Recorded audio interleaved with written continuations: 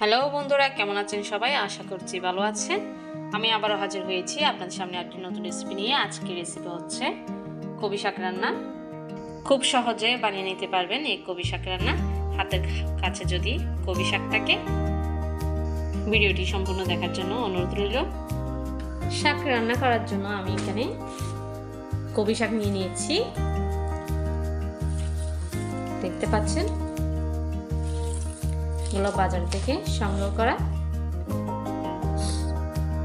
শাক কিন্তু অনেক পুষ্টিকর একটি খাবার, আর সেটা আমরা সবাই জানি। আজকে শাক রান্না করব আমি, সেই শাকের রেসিপি আপনাদের সাথে শেয়ার করব, কিভাবে বাড়িতে কবি শাক রান্না করি। প্রথমে কবি শাক রান্না করার জন্য আমি কবি শাকের মোদা খুলে নিচ্ছি।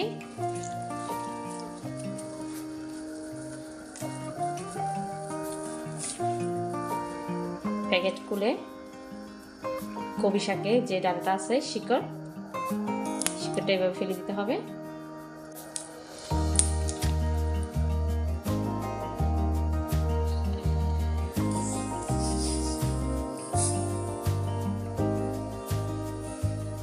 কবি শাকের মধ্যে যে শিকড়টা আছে আমি সব শিকড় একে একে ফেলে দিচ্ছি।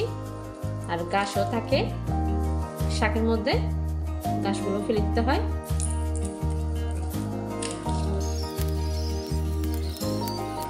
এখন শীতকালে বাজারের মধ্যে অনেক রকমের শাক পাওয়া যায়। আজকে আমাদের বাসায় কবি শাক নিয়ে এসেছি। সেই কবি শাকের রেসিপি আমি আপনাদের সাথে শেয়ার করছি।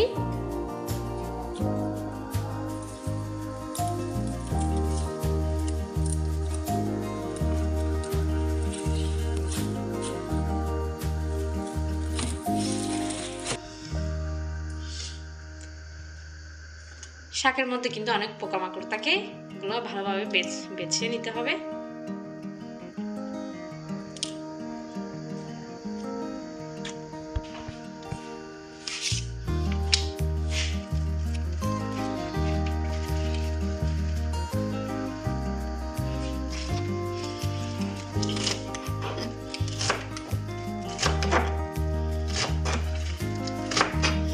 এবার শাকগুলোকে কুচি কুচি করে কেটে নিচ্ছি।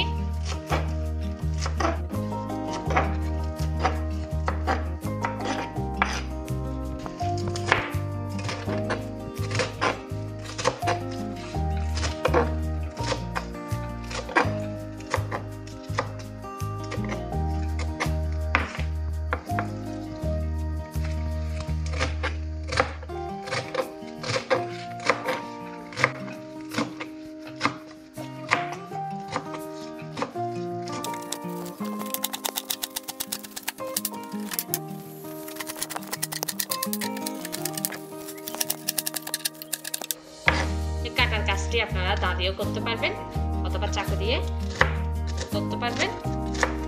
কাটার সময় কিন্তু সাবধানে কাটতে হবে যাতে হাত কেটে না যায়।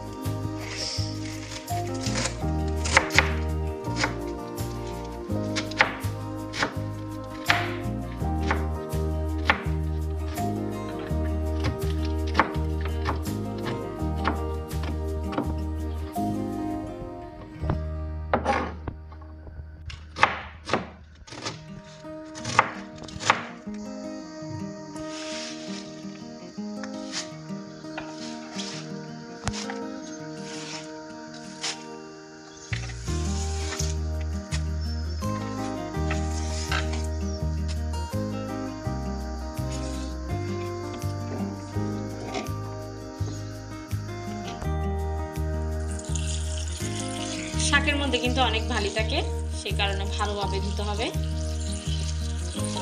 বেশি করে পানি দিয়ে কিছুক্ষণ ভিজিয়ে রাখবেন। এরপরে ভালোভাবে হাত দিয়ে মশলায় ধুয়ে নেবেন। এভাবে হাত দিয়ে কচলা আমি ধুয়ে নিচ্ছি।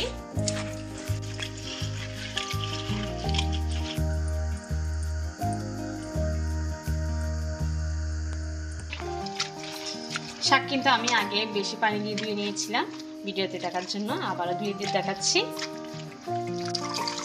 শাক কিন্তু ভালোভাবে ধুতে হয়, না হলে কিন্তু ভালো টাকি যায়।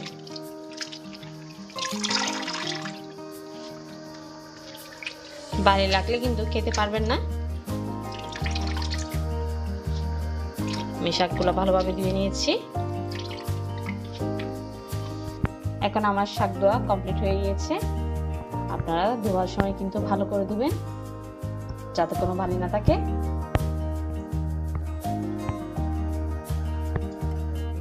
শাক রান্না করার জন্য চুলায় একটি প্যান বসিয়ে দিয়েছি। প্যানের মধ্যে আমি রান্নার রেগুলার তেল দিয়ে দিচ্ছি। আমি যেহেতু শাক রান্না করব সেই কারণে তেল কিন্তু কম দিয়েছি। শাক ভাজির মধ্যে কিন্তু তেল বেশি করে দিতে হয়, শাক রান্না করলে কিন্তু তেল বেশি দিতে হয় না, অল্প দিলে হয়। তেল গরম হয়ে গেলে দিয়ে দিচ্ছি রসুন। শাকের মধ্যে কিন্তু রসুন বাড়িয়ে দিতে হয়। শাকের মধ্যে রসুন বাড়িয়ে দিলে স্বাদ এবং ফ্লেভারটা একটু ভালো আসে। এর মধ্যে দিয়ে দিচ্ছি পেঁয়াজ। যেহেতু আমি শাক রান্না করব সে কারণে পেঁয়াজ দিয়েছি, বাজাতে কিন্তু পেঁয়াজ দিতে হয় না। এরপর দিয়ে দিচ্ছি ঝালের জন্য কাঁচামরিচ।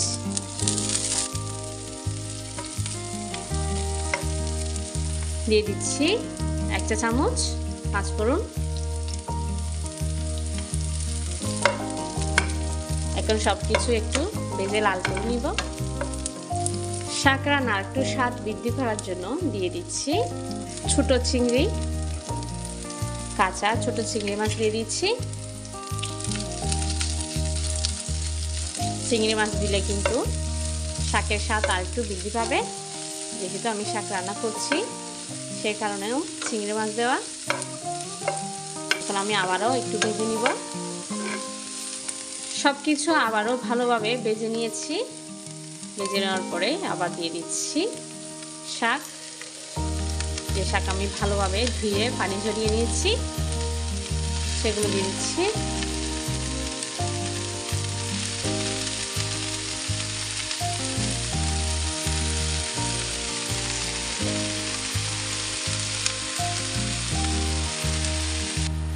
শাকের মধ্যে দিয়ে দিচ্ছি স্বাদ মতো লবণ, 1 চামচ ধনে গুঁড়া, 1 চা চামচ মরিচের গুঁড়া, 1 চা চামচ হলুদের গুঁড়া। সব মশলা দেওয়ার পরে আবার নেড়ে ছেড়ে ভালোভাবে মিশিয়ে নিতে হবে। শাক রান্না করলে কিন্তু বেশি উপকরণ দিতে হয় না। আমি এখানে 5 ফোড়ন, কাঁচামরিচ আর পেঁয়াজ দিয়েছি আর একটু স্বাদ বৃদ্ধি করার জন্য। আপনারা যদি 5 ফোড়ন কাঁচামরিচ এগুলো পছন্দ না করেন তাহলে এগুলো স্কিপ করতে পারেন। আর শাক ভাজি করলে কিন্তু একদম রসুন আর লবণ তেল দিয়ে করতে পারবেন। শাক ভাজি করতে কিন্তু বেশি কিছু লাগে না, অল্প উপকরণে কিন্তু শাক ভাজি হয়ে যাবে। শাকের মধ্যে কিন্তু পানি দিতে যাবেন না, পানি এমনিতে বের হয়ে যাবে। দেখতে পাচ্ছেন আমি এখানে কিন্তু কোনো পানি দিই নেই, এরপরও পানি বের হয়ে গিয়েছে। শাক যত মজে যাবে তত পানি বের হবে। আমি এখানে বাড়তি পানি দিব না, যে পানি বের হয়েছে ওই পানিতে রান্না করে নিচ্ছি। আমি 5 মিনিট ধরে নেড়ে চেড়ে শাক রান্না করে নিয়েছি। এখন আমাদের রান্না হয়ে গিয়েছে, 5 মিনিটের মধ্যে শাক কমপ্লিট। এর মধ্যে কিছু ধনেপাতা দিয়ে দিব। আপনাদের কারো কাছে যদি ধনেপাতার ফ্লেভারটা যদি পছন্দ না হয় তাহলে স্কিপ করতে পারেন। এই শাক রান্নাটি কিন্তু যারা নতুন রাঁধুনি অথবা ব্যাচেলর বাইরে থাকেন ওদের জন্য অনেক উপকার আসবে। এই সহজে সুস্বাদু কবি শাক রান্নাটি আপনাদের। শাক আমরা কম বেশি সবাই রান্না করতে পারি। আজকের আমার এই রেসিপি হচ্ছে যারা একদম নতুন রাঁধুনি অথবা ব্যাচেলর ভাই বোনেরা থাকেন তাদের জন্য অনেক উপকার আসবে আমার আজকে এই সহজ কবি শাকের রেসিপি। এখন আমাদের কবি শাক রান্না হয়ে গিয়েছে। নামানোর আগে অবশ্যই লবণটি চেক করে নেবেন। এখন শীতকালে কিন্তু অনেক শাকসবজি বাজারে পাওয়া যায়। বাজার থেকে একবার কবি শাক কিনে আমার এই রেসিপিটি বাড়িতে বানিয়ে দেখতে পারেন। আমাকে কমেন্টে জানাতে পারেন কেমন হয়েছে। আশা করছি আমার কবি শাকের রেসিপিটি আপনাদের কাছে ভালো লেগেছে।